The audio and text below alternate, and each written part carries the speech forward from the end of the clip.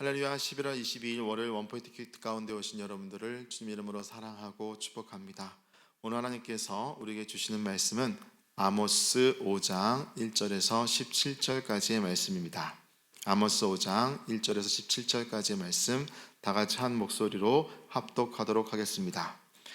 이스라엘 족속아, 내가 너희에게 대하여 애가로 지은 이 말을 들으라.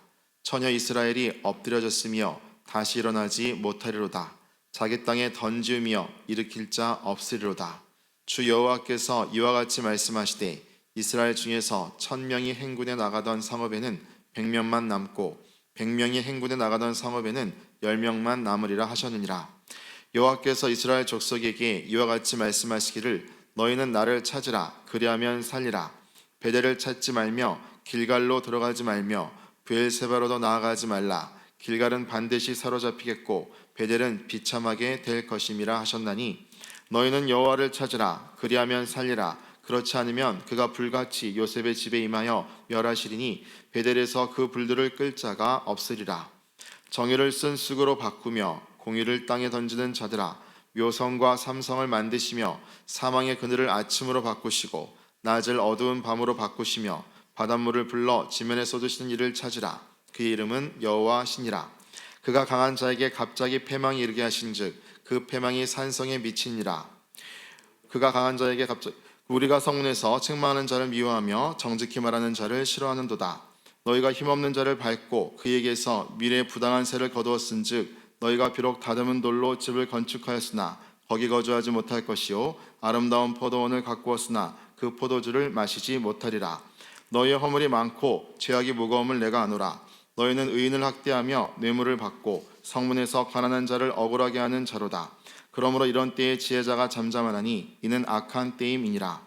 너희는 살려면 선을 구하고 악을 구하지 말지어다. 만군의 하나님 여호와께서 너희의 말과 같이 너희와 함께 하시리라.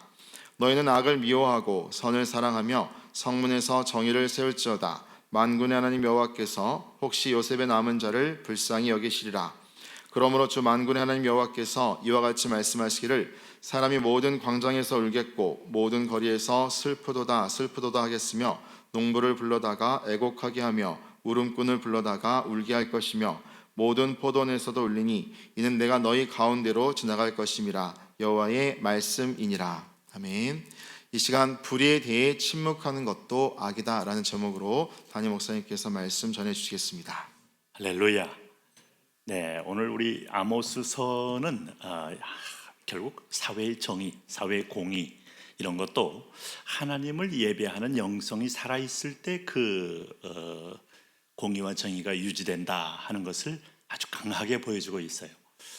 여러분, 우리가 구정물에 대해서 이게 이제 위에서 아주 흙탕물일지라도 샘물이 계속 들어오면 시간이 지날수록 이제 윗물이 맑게 되기 때문에 아랫물이 맑아집니다. 그러나 계속해서 구정물이 들어오면 아무리 민물을 퍼낸다 한들 소용이 없게 되죠. 그 원천이 뭔가 하면 하나님의 집입니다. 하나님의 선택받은 백성이요 또 예배자로 부름받은 백성, 본질적으로 인간에게는 거룩이 없어요. 그래서 하나님의 거룩을 투영받는 겁니다. 완전한 빛인 주님 앞에서 우리가 반사를 받는 거예요. 그 빛을 우리가 세상에 비추게 될 때 세상이 길을 찾게 되는데, 오늘 보면 그래서 내 백성은 너무 중요하고 하나님의 선택된 자녀들은 너무 책임이 중다한 겁니다. 이 사명 감당하지 못하면 그 심판은 하나님의 집에서 먼저 시작된다. 이게 베드로 사도의 지적이었죠. 오늘 그런 면에서 보면 아모스 1장은 그 애가를 부르고 있어요. 아모스가 내가 이스라엘 족속아 내가 너희에 대하여 애가로 지은 이 말을 들으라. 이 애가란 말은 일종의 조가입니다. 죽은 사람을 위하여 슬프게 우는 거예요. 그런데 예레미야도 그렇고 아모스도 그렇고 하나님을 떠나고 우둔한데 이미 영적으로 죽어 있고 완전히 진멸당할 상태를 보고 있으면 울죠. 우리 예수님께서 마지막에 예루살렘 성에 올라가시기 전에 예루살렘아 예루살렘아 하면서 임박한 심판에 대하여 오늘 메시아를 메시아로 알지 못하고 구원주를 구원주로 알지 못하고 바라바는 살려주고 예수는 죽여라 하면서 죄인은 살리고 의인은 죽이는 이 엄청난 영적인 전도, 눈이 가려지고 귀가 가려지고 말해도 듣지 못하고 마치 피리를 불어도 춤을 추지 못하는 완전히 마비된 이 공동체를 보면서 오늘 주님께서 예루살렘 성을 심판할 것을 예고했는데 그 말조차 들을 기가 없어요. 마지막에 주 70년경에 로마의 타이투스가 와서 성벽과 성을 모두 도륙하는 처참한 어떤 그 사륙전이 심지어 100만 명 가까이 죽었다는 말은 어마무시한 겁니다. 그럼에도 불구하고 그 슬픔에 대한 그 눈물을 이해하지 못한다. 이게 참 안타까운 거예요. 마치 청개구리가 그 어미가 이놈이 계속 부모를 거꾸로 하는 짓을 보면서 눈물을 흘리며 죽을 때 나를 냇가에다 갖다 묻어라, 뭐 이런 우화가 있잖아요. 그럴 때 이놈이 죽고 나서 진짜 그것만큼은 또 말을 들어서 비가 올 때마다 어미의 무덤이 쓸려갈까 하면서 날마다 울었다는 얘기처럼 참 이게 안타까운 겁니다. 오늘 그러면서 주님은 뭐라고 말하는가 하면 2절에 처녀 이스라엘이 엎드러졌으며 다시 일어나지 못하리로다. 자기 땅에 던지우며 일으킬 자가 없으리로다. 우리의 존재, 우리의 어떤 흥왕성쇠는 하나님의 전적인 손에 달려있다. 저는 가끔 이게 아마 여러분이 때로는 쉽게 이해하지 못할 얘기를 가끔 했던 기억이 나요. 대한민국은 하나님의 선물이다. 돌이켜보면 이 나라를 기획하고 세우고 이 나라 지도자들에게 성령을 부어주신 분은 하나님이셔요. 그들이 다 복음에 눈을 뜨고 전 국회의원이 일어나서 하나님 앞에 감사기도와 서약기도를 한 것은 역사상 유례가 없는 일입니다. 그러므로 우리가 과거에 역성혁명을 통하여 조선을 설립할 때는 그것이야말로 위화도 회군이라는 일종의 왕에 대하여 오늘 반역의 칼을 들은 사람이 세운 나라입니다. 그러니까 조선 왕조 내내 그 궁중구걸에서 암투가 끊어지질 않아요.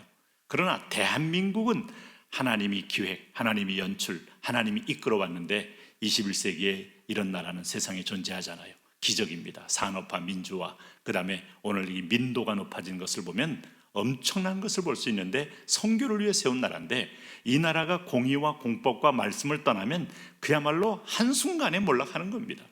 여러분 한번 잘 생각해 보십시오. 우리가 샤머니즘으로 쩌들었던 나라, 오늘 불교로 쩌들었던 나라, 유교로 쩌들었던 나라에서 복음이 들어오면서부터 새로운 신문물과 신계몽과 또 눈이 열리면서 열려진 이 축복의 세계.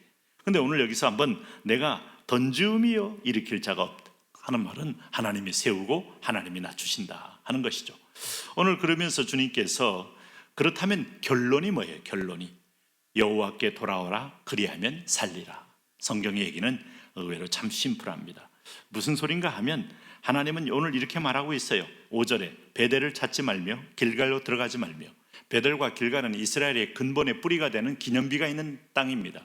길갈은 요단강을 건넌 기념비가 있는 땅이고 베델은 이미 야곱이 이스라엘 되기 전부터 하나님이 야곱을 오늘 특별히 선택했음을 은혜로 보여준 땅이에요. 이들에게는 역사의 오늘 존재의 근원이요 존재의 정체성이 있는 자리인데 그거 암만 가서 거기서 기념비 쌓고 제단 올려봐야 나 거기 있지 않다 이거예요.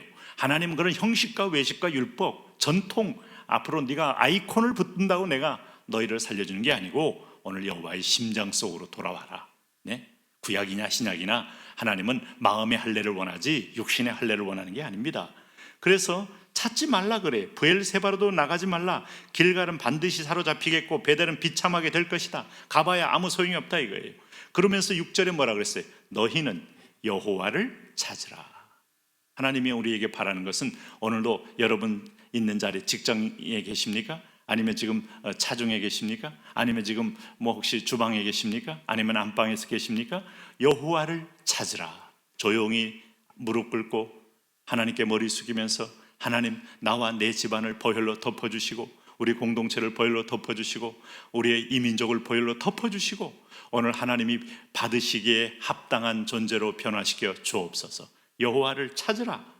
오늘 성경이 그리하면 살리라. 그렇지 않으면 그가 불같이 요셉의 집에 임하여. 요셉의 집이 어떤 집이에요 여러분? 요셉의 집이야말로 북쪽 이스라엘을 완전히 멸하실 심판의 불을 내리실 때 베델에서 그 불을 끌 자가 없다는 얘기를 하는 겁니다. 그래서 오늘 하나님이 언약을 맺었어요. 이걸 지키면 천대만대 복을 주지만 지키지 않으면 내가 멸하리라. 왜 그 말에 대해서 여상히 여깁니까? 왜 아담과 하와에게 한 말에 대해서 하와가 긴가민가 하면서 자기의 마음에 어떤 또 다른 여유를 갖고 또 다른 어떤 면에서 살 길을 찾고 또 다른 새로운 대안을 찾습니까? 얼터너티브 대안이 없어요. 이것은 only way, 유일한 길이다 하는 것을 성경은 가르쳐주고 있어요. 그러면서 오늘 여기 재미있는 보면 7절에 너희가 뭐예요? 정의를 쓴쑥으로 바꾸며, 쓴쑥은 독초를 가리켜요. 정의는 생명을 살리는 하나님의 은혜의 언약인데 쓴쑥이다. 그리고 공의를 땅에 던지는 자들아. 그러면 하나님의 이 성소가 막혀 있으면 인간이 소욕과 자기 소견에 옳은 대로 하지 않습니까? 사사기에 사사가 통치하는 걸 사람들이 싫어하니까 각자 소견에 옳은 대로 하지 않았어요? 사사가 허술해 보이고 사사가 입다같이 아니면 때로는 기도원같이 겁쟁이로 잡류로 저게 근본도 없는 게 무슨 사사야 하고 무시했다가는 망하는 거예요. 하나님 말씀의 대언을 가지고 통치할 때 그 나라가 가장 건강해 서는 것이 오늘 하나님 믿는 저와 여러분이 세우는 하나님 나라의 특징입니다. 그런데 이걸 떠나게 되면 오늘 정의를 쓴쑥으로 바꾸며 공의를 땅에 던지는 자들이 되어서 오늘 하나님께서 뭐라고 했습니까? 묘소는 황소짜리 산계 성단을 가리키는데 이 묘성, 삼성, 오리온 자리죠. 이걸 이 삼태성을 뜻하는데 이게 밤하늘의 별자리의 꽃이라고 불린 것입니다. 근데 하나님께서 오늘 이것이 뭐라고 그랬어요? 묘성과 삼성을 만드시며 사망의 그늘을 아침으로 바꾸사 낫을 어두운 밤으로 바꾸시며 바닷물을 불러 지면에 쏟으시는 이를 찾으라. 그의 이름은 여호와시라. 하늘과 땅의 모든 별자리 우주의 은하계까지도 한 손에 그 궤도를 지금도 돌리고 계시고 운행하고 계시고 조금도 1.1획도 틀림이 없는 그 하나님 말씀으로 오늘 약속을 이루어 가시는 여호와를 찾아라 하는 겁니다. 이 말씀에 대해서 눈을 크게 뜰 수 있다면, 이 음성에 대해서 귀를 환하게 열려 들을 수 있다면, 그리고 마음에 결단할 수 있다면 누구든지 삽니다. 누구든지 주의 이름을 부르는 자는 구원을 얻으리라. 오늘 당신의 집안에 가장 본질적인 문제가 하나님과의 관계가 희미하거나 막혔거나 생수가 들어오지 않아, 하나님의 거룩한 의의 공의가 들어오지 않아 혼돈이 생기고 있다는 것을 잊지 마셔야 돼요. 오늘 그래서 여호와를 찾을 것을 쭉 촉구하는데 이들이 이제 그렇게 되면 보세요. 10절에서 12절은 이 백성들의 삶의 행태예요. 성문에 책망하는 자는 누굽니까? 거기서 하나님 말씀으로 재판하는 사람들이에요. 그거 싫어합니다. 정직과 공의를 싫어하는 거예요. 그렇죠? 네, 대한민국 상황을 보면서 여러분이 눈을 뜨고 기도해야죠. 그리고 11절에 너희가 힘없는 자를 밟고, 또 12절에 너희의 허물이 많고 죄악이 무거움을 내가 아노라, 그렇게 말씀했어요. 그런데 다시 오늘 성경의 16절 17절에 오늘 말씀합니다. 오늘도 하나님 앞에서 돌아오면 살지만 돌아오지 아니하면 오늘 모든 이와 같이 여호와께 16절에 말씀하시기를 사람이 모든 광장에서 울겠고 모든 거리에서 슬프도다 슬프도다 할 것이다. 오늘 환하게 회복되는 해방의 날 우리가 기억하죠. 그런 여러분의 하루하루의 삶, 또 인생의 삶, 가정의 삶, 일터의 삶이 되시기를 축복합니다. 하나님 아버지, 그런 하나님의 법도를 떠나지 않는, 그리하여 기어코 자녀의 권세를 누리며 사는 복된 오늘 인생 되게 하여 주옵소서. 예수님 이름으로 기도합니다.